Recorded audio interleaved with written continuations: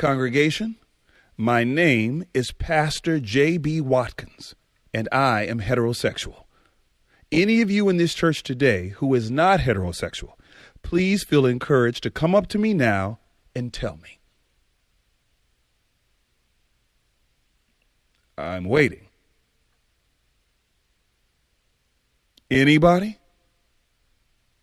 Nobody?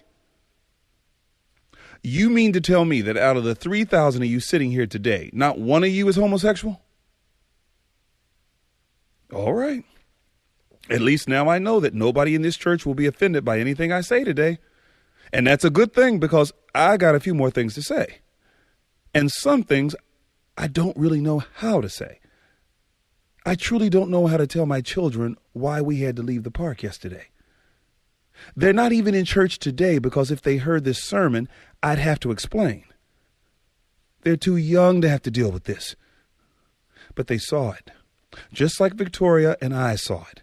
They saw the girls who looked like boys, and the boys who looked like girls, and the girls who sounded like boys, and the boys who sounded like girls. They saw girls touching girls and boys touching boys. They saw Satan dressed in Abercrombie and Fitch holding the hand of one of his followers covered with tattoos and lust.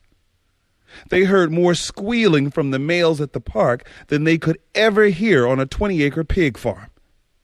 How do you explain that to a child? Well, parents, we better learn, because the enemy is determined to make us. They will not stop trying to push and shove their abominable agenda down our throats. But we won't be bullied. We won't allow the unjust among us to make us unjust.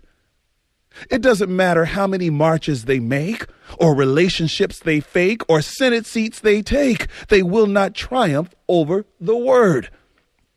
They cannot triumph over the word. And it makes me sick when they liken their cause to the civil rights movement. Are they kidding me?